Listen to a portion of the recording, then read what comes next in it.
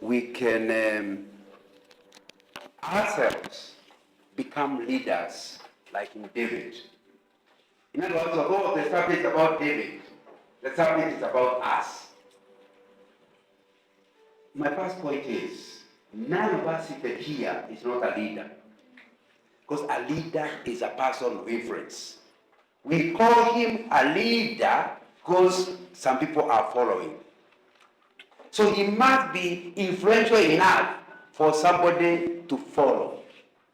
There are very few people out of the people who did Form 4 exam, very few came to the university. Am I right?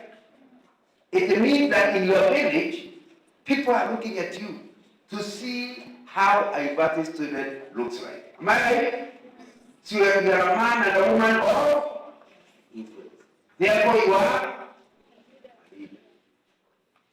Some of you are firstborns. So everybody, like for example, I know a family where the firstborn decided to call the mother aunt. All the others, when I first heard, I said, why are you calling your mother aunt? I don't know. That's what we have always called her. Who is the culprit? That's how influential they are, isn't it? And sometimes, if the firstborn fails Saturday 8 exam with the clothing colors, all the others,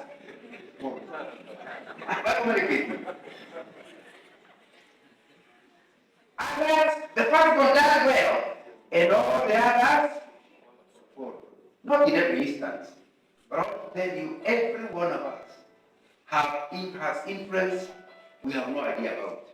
Until this Friday, I was in another university, and somebody said, I never met you physically. I said, have you met me otherwise? Yes, virtually. What do you mean? I've been reading your books, but I've never. I said, you just saw my face, looked at the book, and thought I'm the same one. Yes, I know you are. That means I may be sitting next to strangers, but they already know who I am, isn't it? You need to be aware you are a leader. Upende, you don't even answer. One day I took my family for when I am family. I'm over 70, so you can tell my children are in their 40s.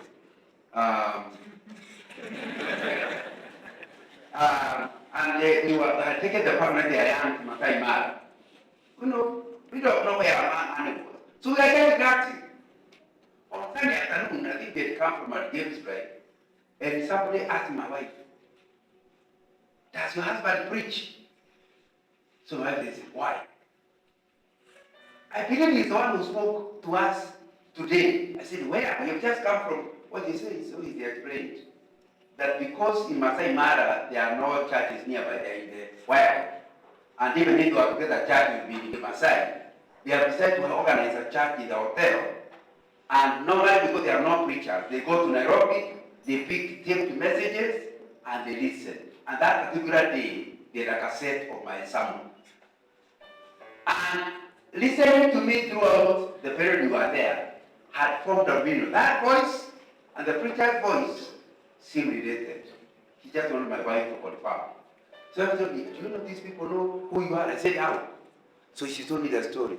I started wondering, have I been misbehaving throughout? You know, I thought I'm in a bit of nowhere. And then they know this guy who is ordering us around badly. What he has said in his sermon is contradicted by his behavior. Are you getting the point? And we're in the middle of nowhere. Another time I was in Ethiopia and I went to visit a Kenyan home. And it happened, somebody else was there, said, you are in the Sababa. You are in the Sababa. Perhaps Sunday we are listening to you. Said where? Some 1,000 kilometers from Addis Ababa, but still inside Ethiopia. Again, because they don't speak the local language, they had taken a cassette, they are Kenyans, they had taken a cassette, and so they were listening. And I thought, where can I go and be sure that I can do what I want? I want you to understand you are a leader. And because you are a leader, anything you do, somebody is watching. We had a song in our high school God, they are watching you, marking all you do, hearing the things that you say. Let them see the Savior as He walks in you. Let His power control you every day.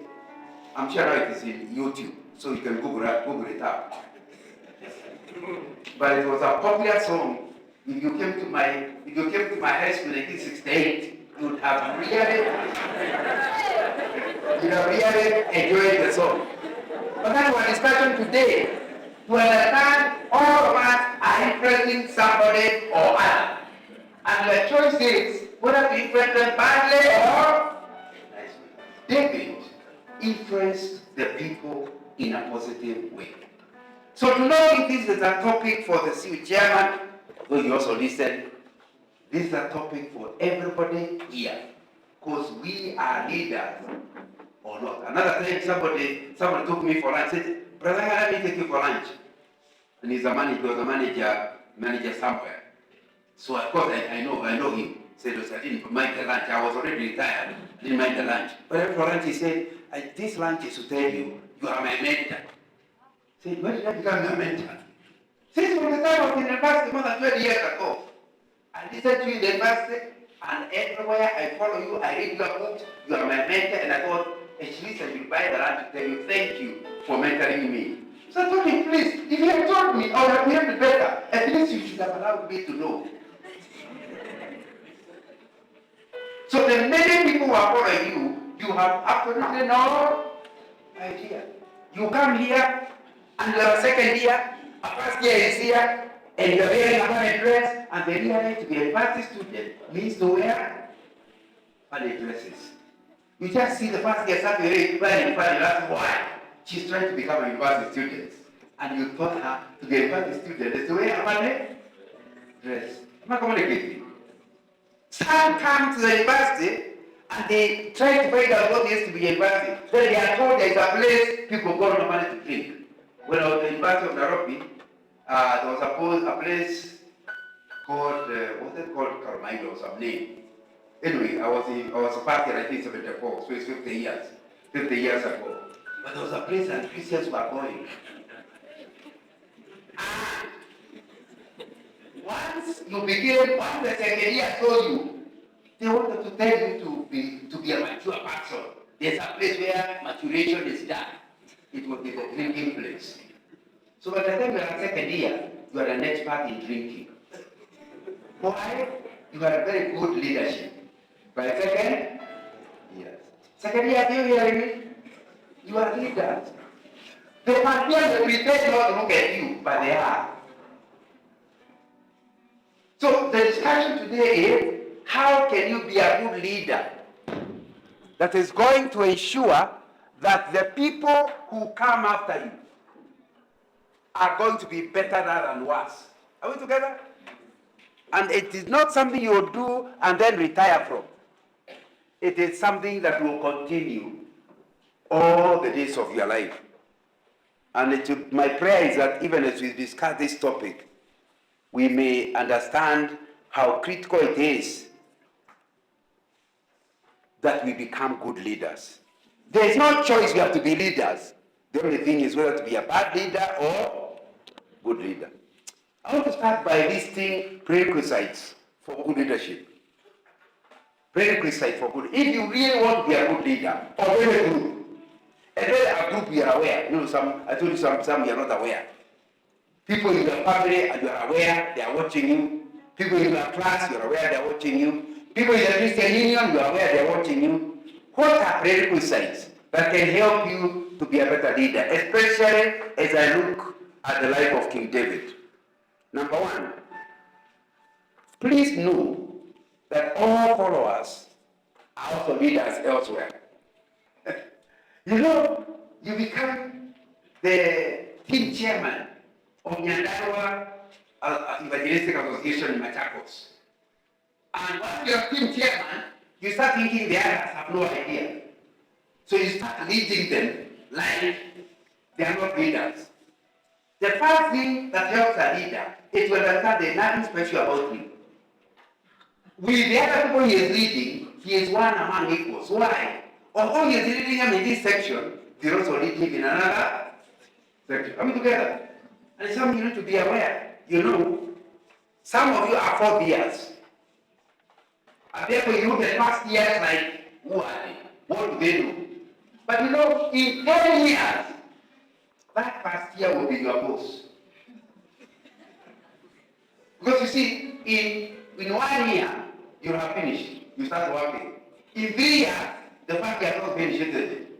Both of you start working. What? Both of you have, he has 5 years experience, you have 7 years experience, you apply for the same job because the job is asking for 5 years. And the fact he also has, he goes to have. When the job interview, he gets a job and you become his subordinate. Not really getting. And you don't seem to like it, but that happens with them. That when you initiate the first 5 years, you can jump when you pass the whole way. By the time you have done 10, 20 years of working, and working like it before 40 years, you will not know who is. The roles may be much younger than the subordinates. And unless you don't want your children to eat, you continue working. Even if I come home, it's always your CEO. Now imagine when you are in Machakos, you treat him like a baby. Now he's your CEO. Can you see how uncomfortable you will be? So you need to start, the first point is, good leaders do not look at people like their juniors. They look at them as their colleagues, certainly doing a certain project together. And it's a very, very important thing, because the moment you don't have that ability to see others as leaders, you lie to yourself and you treat them in a certain way that is very disrespectful. David, at one time, there was he was being overthrown by his son, and was running away from Jerusalem. Then a useless guy started insulting him. Yeah, I have you right, I'm sure you know the story. Jermaine. And then the bodyguard said, wait a minute, how can you allow him to insult you? Just release us, let's finish him. David said, you can't do that. You have no idea what the Lord has sent him to insult me. And if the Lord has sent him to insult me, it will be totally wrong to start harassing him. So the guy came throwing stones on the soldiers. And the king said, you can't touch him. Why? David saw in that useless, good person, a person who belongs to God and whom God could use. Are we together? So when you start seeing everybody potentially somebody God can use, you will never treat them like trash. You know, one of your mentality is a homeless guy, more of a prostitute than a Christian. Now, and you start looking at her like trash. What we don't know is the next semester she's going to get born again. And we're super here, isn't it? When she gets born again, she gets involved in the CU. By that year, she'll be elected chairman of the CU. Remember now you are seeing her as useless. Am I communicating? You must see everybody you are leading as a leader potentially. And sometimes concurrently. And that's what helped David to see value in everybody who is there. So whatever leadership role you have, maybe as a father, and some of you I don't know that they are fathers, you must see your children as potential leaders. Are we together? And it's not far-fetched. I still remember when my children were young. I'm going to talk community. Before the new thing, they want to hear scientific with that. A time came when they were teenagers. I said, you move aside. Let me show you how to fix it. Now we don't even compete. I know when I buy a new gadget, I just ask for help. But they're the same ones who used to watch me. I'm not communicating. So as a father, you must know that your sons are your potential leaders. Because they'll be the one telling you what to do and what not. And if you're a clever father, you will not do anything before you consult your son who is more knowledgeable in certain issues than you. So our father sees his children as potential leaders does not treat them like trash. Because he knows you need them. At this age in my 70s, my children in their 40s, I know many things. I have to consult them. They know better than me. Oh, no, if I treat them badly when I am, they will treat me the same, isn't it? And a lot of strains. So it's a very, very important point. I hope you get it. That in leadership, you must see everybody you are leading as a potential leader, as valued by God, and as somebody whom you need, if not now, later in life. And it is a very, very important thing. Point number 2. Please know that the leader is also a follower elsewhere. And if he's not a good follower, he will not be a good leader. So all leaders are followers. You need to understand, even in business. I work for a multinational oil company for around 30 years. All businesses, with the time you call a CEO, shit, yes. The client always say yes. But the trouble is, every 3 or so months, there's a board meeting. When the board meeting is on, the chairman is the one who lead the board meeting, isn't it? Now the CEO will report to the board how the financial have been handled. So when you see how he is done, how the thing is remembering, it's not to this paper, that paper, that's when you realize, the CEO is not that very cheap. There's another one who is even more cheap. All people have a boss, a leader. And it's important to remind yourself that. This second point is especially because of accountability. To realize you are accountable somewhere. If nobody or not, you are accountable to God. So you can't order go around and say, Utaru. My friend, Utaru, heaven is listening. Are we together? And may not even require heaven. Somebody is listening. For example, if you are a cabinet minister, that's also a powerful people. Cabinet ministers. What you don't know is that you have a boss. If the president is unhappy with you, will you continue in the cabinet? One member of a cabinet member, let them know who you are. Simply because you have not done a job that is good as per your post. So every leader must be conscious that he is a follower somewhere. Oh, I think the president, because he's the CEO of the country, wait until 2027. Yeah. He will be a begging boy. Are you getting my point? Running all the time, begging the bosses. Am I communicating? It's a very important. The moment he realizes that he is actually not in control, it will help him to lead better because he knows there will be a time of accountability, and our vote will determine whether we are happy with him or not. So whatever job you get to do, please hear me clearly. These are very, very important leadership principles. Remember you are a follower. You may be leading Nana, but you are being led by Kariuki. Are we together? And it's important to understand that. But especially, please understand that God is the one who is leading you. I've written a book, I think it's might be in the CU library, called A Leader as a Steward. To remind leaders that the role of leadership is a gift from God. And if you really are a steward, you must know one day you have to give account to the one who gave you the role. What a steward? A steward is a person who manages another person's property. When we are there, he is the one in control. But the owner, the real owner, asks for reports once in a while. So you want to get that picture. A leader is a steward. These people you are leading belong to God, not you. So what are you doing?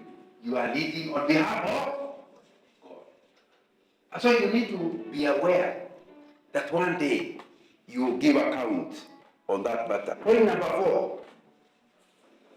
Number 3, I think. Is it number 3 or number 4? Number 3. Please understand, for you to be a good leader, you must have clarity of vision. This group God has given me, where am I taking it? Planning where I'm supposed to go. You have no quality of leadership. You've no idea. For example, we want to go to Naivasha, but we are not in Naivasha. We can call you leader of the group, but if somebody else in the group says, by the way, last week we went to Naivasha. Do you know all of a sudden you have lost your leadership? The whole group will be asking, and where is it? How far? Now you are watching, isn't it?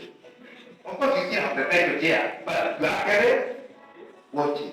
The person who knows where we are going takes over automatically. So if you are a leader and you don't know where you are going, please continue calling yourself a leader. Actually, you are not a leader.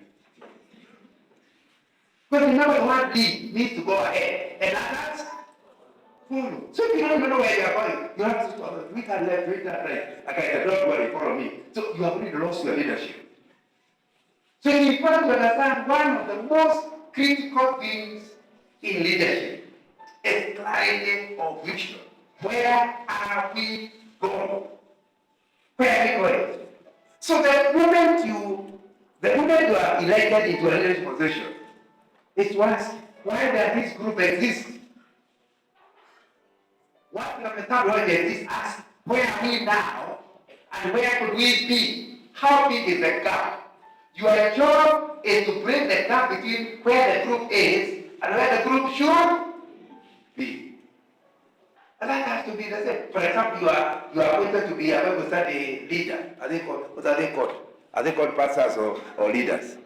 You are not a Bible study leader. My friend, the moment the Bible study for the semester meets, you must ask, what are we supposed to achieve before the end of the semester? What level of what the one is to study the Bible? But what activity is not a vision.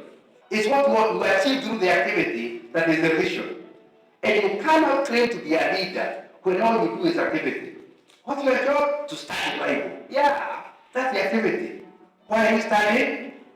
Then what do you want to achieve through this group?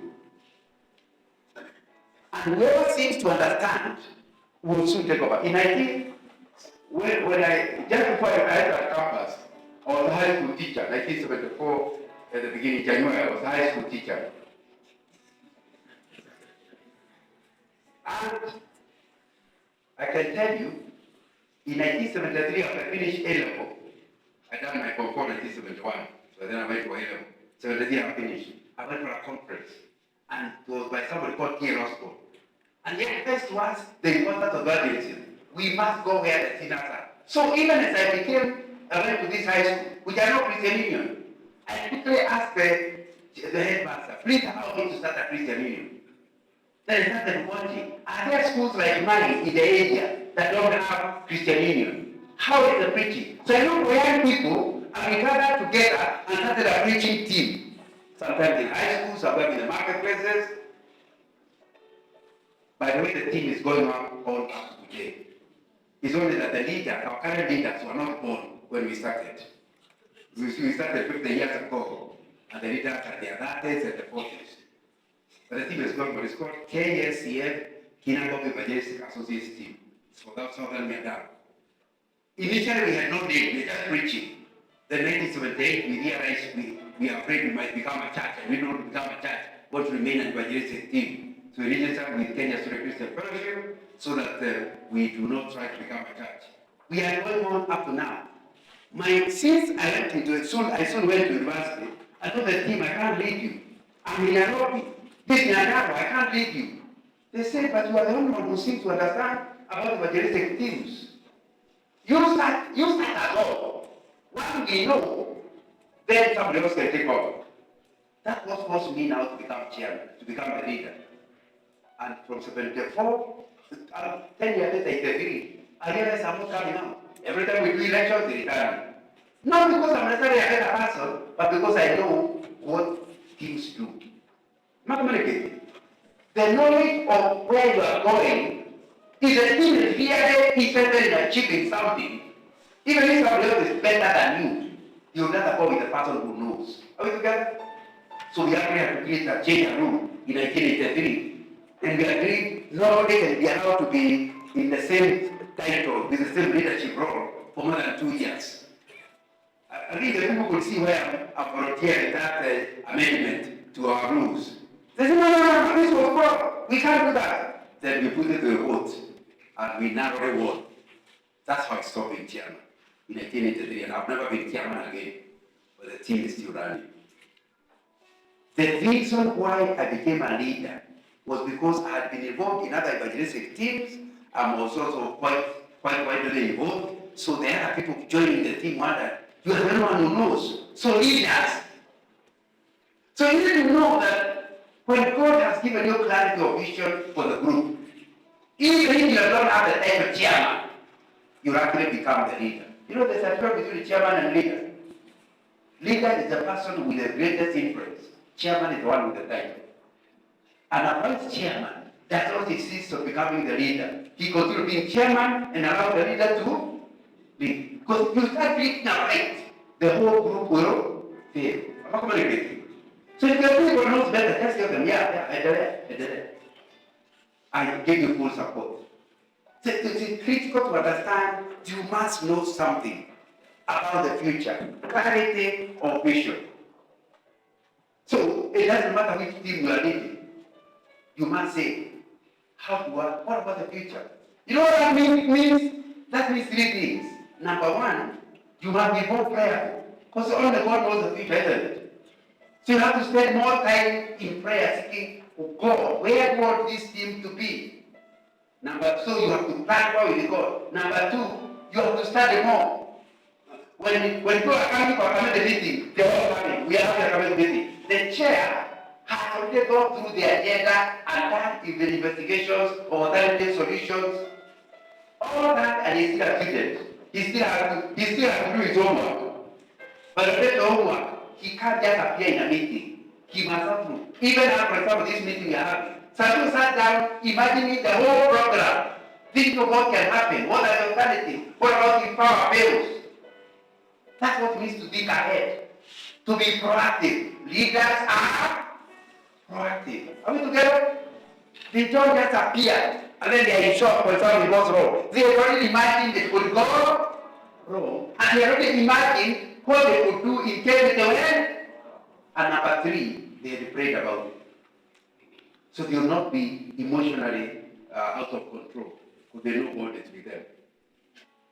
Am I communicating? Yes. So when you become a leader who doesn't want to do the homework, the legwork, you appear there and you're confused.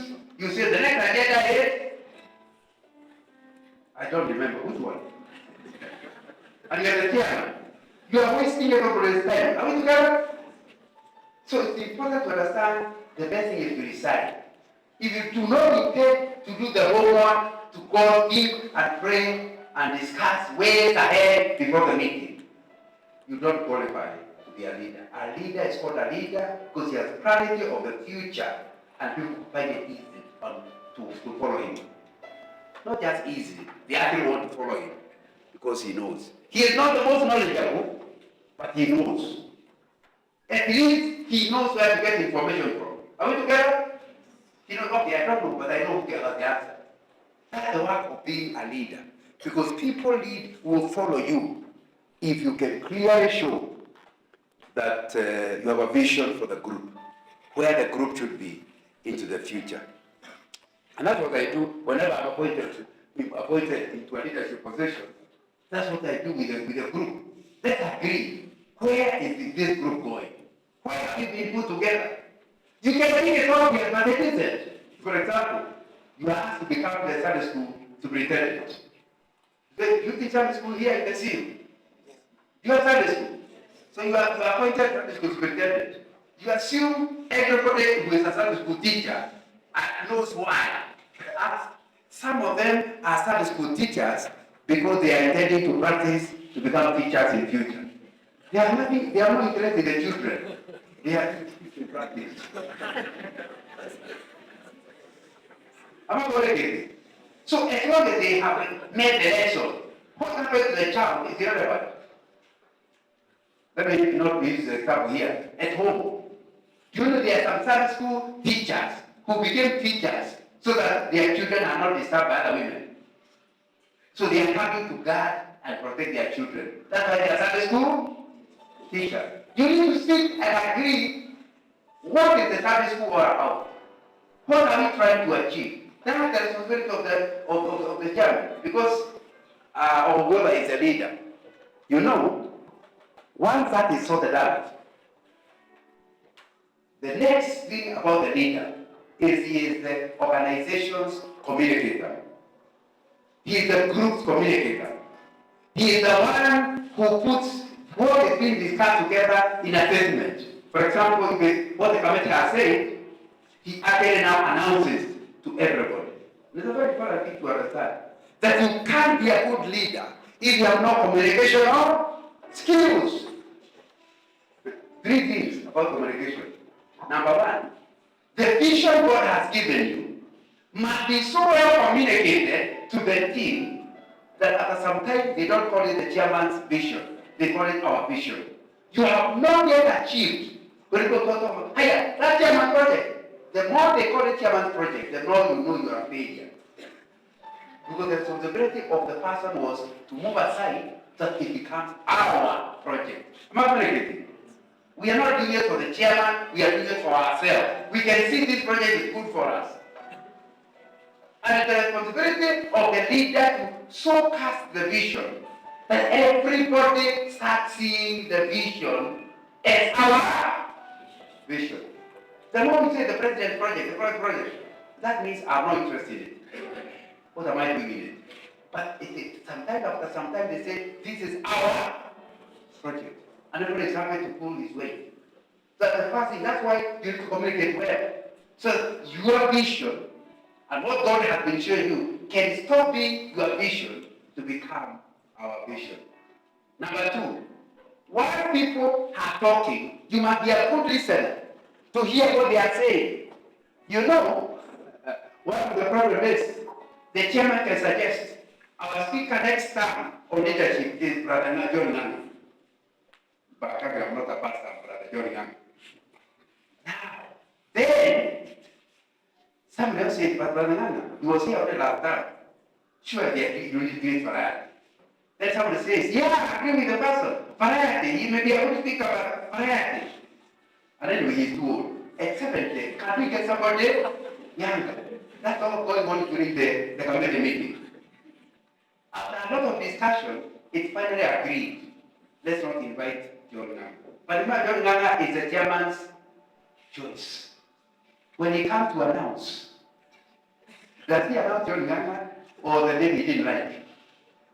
What does he announce? The name he doesn't like. You must have the ability as a leader to realize if you did not carry the group with you, you cannot force your will on them. So you announce like it is you will say, always the people in the community know how much you oppose. But now that you are announcing, you are the one to announce. By the way, I know I've not been called for a marriage seminar. That's what it means to be a husband. I've been a husband with Rebecca. Rebecca has spoken here before. I've been a husband to Dr. Rebecca Nganga. In a few months, it will be 45 years. But the way to be a husband is to be like a chairman, a leader of the family. You come up with an idea. It's overlooked by your wife, but you announce her idea as your idea. That's how to be a wise. That's how to be a wise husband. Am I communicating? Yeah. So because you need to understand that your wife is not daft. God will be using her. If you insist on her, the family will not go where God wants it to go, isn't it? So, but when you think like an African husband, that women don't think, if although she got a higher grade than you in the Form 4, but you still think they don't think, that family will suffer.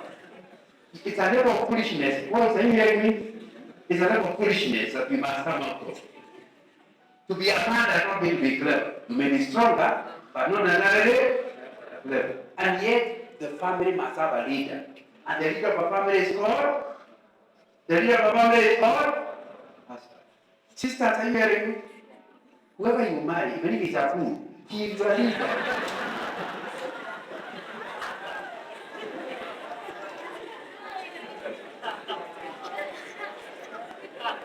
I don't quote me, it's a Bible.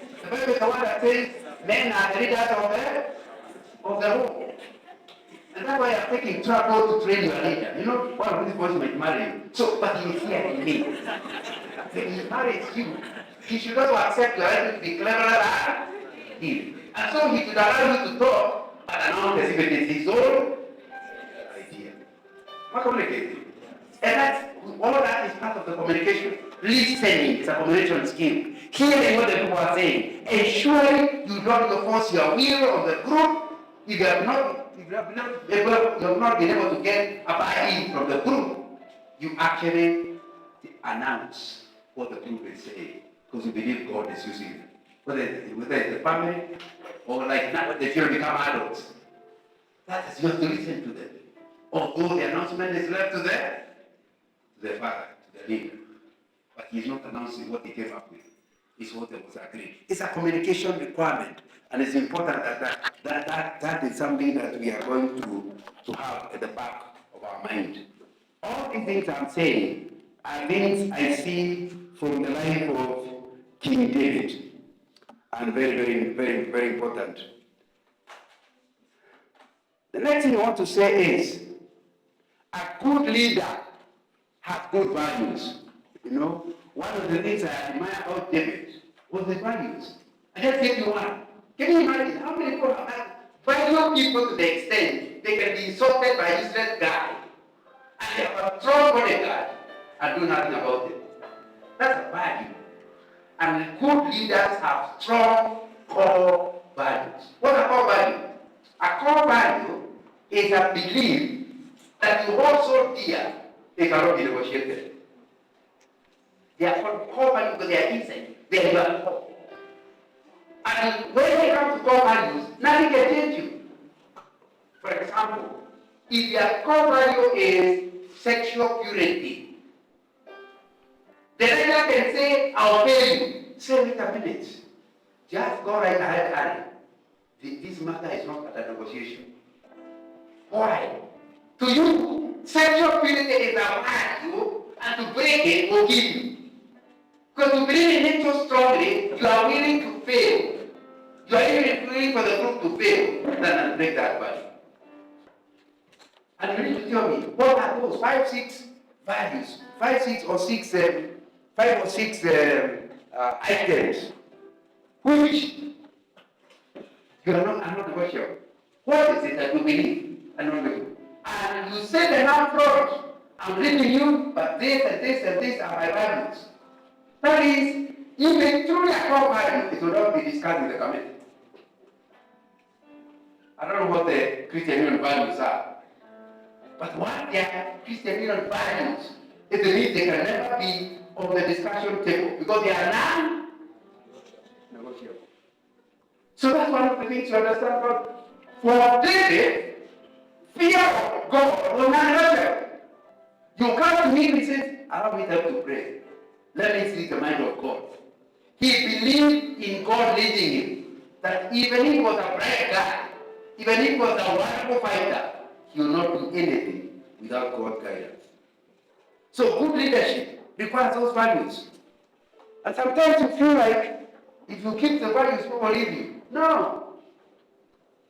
People are looking for someone they can trust. And people of value who keep to their values are willing to lose everything just to keep their values. Those are the kind of people are looking for. You know, even if, for example, I'm a thief, they go and employ, I don't want them to become thieves. Am I right? Because you'll be stealing from me. So it's important to understand values are loved, even by people who have no values.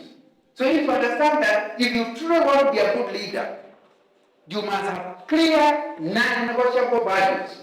3 things follow, and I'm finished. If you have those values, number 1, because you have those values, you are predictable. So people know, don't bother asking. It's curious. About almost 30 years ago, I was appointed during the Moi era. I was appointed a director in one of the parastations. I had a lot of people that will be really to pray in my life whether to accept to become a director in that parastation or not. But in the meanwhile, that I'm thinking about it, I bumped into one of my former university mates, another brother in the road. He said, hey, we saw in the Kenya Gazette you have been announced to become a director of such and such a parastatal. But you know, we were discussing you with my friends. And they said, Nana joining the parastatal is of no benefit to us. He will never do anything to help you. He cannot break any rule. That's Nana for you. That's what we all agreed, yes. And for sure, for the period I was in that parastatal, none of my friends asked for favors. They know in advance. I will not break the rules because they are my friends. They know my values. Can you see, knowing my value protected me from a lot of troubles with the people, including my own family. Are we together? They know him. That's why you don't bother. There's a guy who thinks you are very good for God. And thinks, that's what I hear him about. Then he's talking to his friends. What do you consider the chaka? Say, don't bother. That is so Christian. Her values, where's to manage? Do you know people are protected? My sisters, are you aware you are protected by a lot of harassment simply because your values are known? Am I communicating? You should think yourself below dignity. When non-Christians come to you, say, can you be my girlfriend? Ask yourself, what did he see in me? To imagine on his way to hell, I can join him.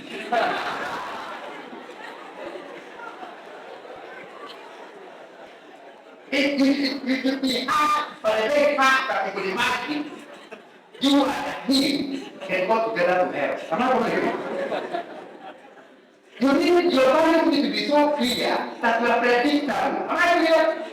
And if you have a leader who is predictable, the team does very well. Because there's no much waste of time. Because they know in advance, that's not an area we can go to. Leaders who have values are predictable. Number two, leaders who have values are trustworthy. Get trusted. Because since you know he not doing this to please you, it is his core value. So he can't change your doing. When Nana tells you he is coming next week, he will come.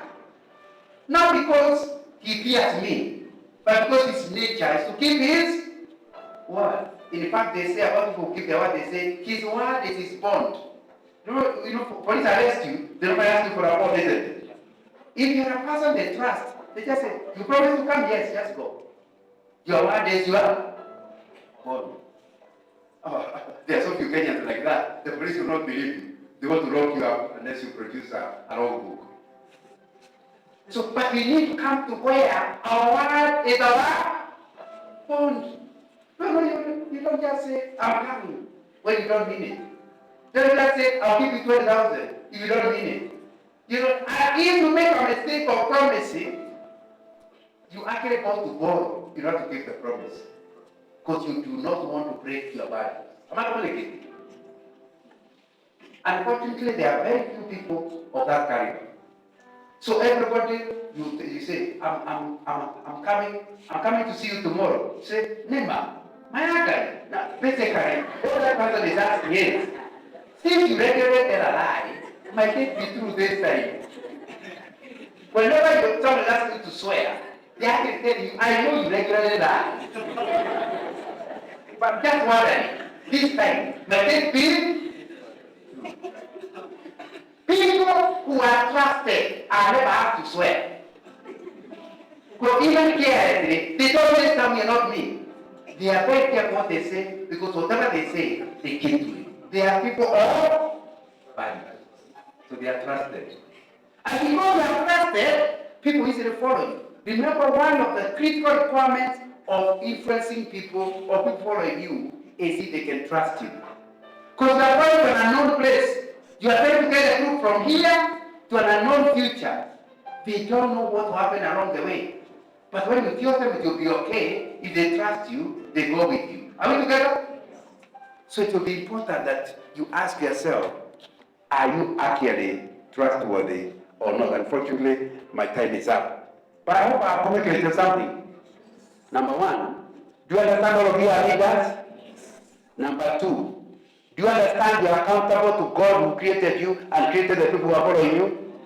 And that it matters. Number three, do understand that there are critical requirements of vision, communication, and values if you are going to be a good leader. Lord Jesus, I want to pray for everyone who is listening to me. I pray that in your wisdom, you help us, even if we have no titles, to realize that these points are important to us. Because sometimes we are leading people we are not aware of. I pray that if there are any people here who are not born again, will understand that only Christ can give us the ability to become people of values. And once we are people of values, it will be easier for people to trust us. So help us to make a commitment that we are going to be born again. Commit ourselves and let ourselves to you, so we can make us the type of people who influence others for good. In Jesus' name we pray.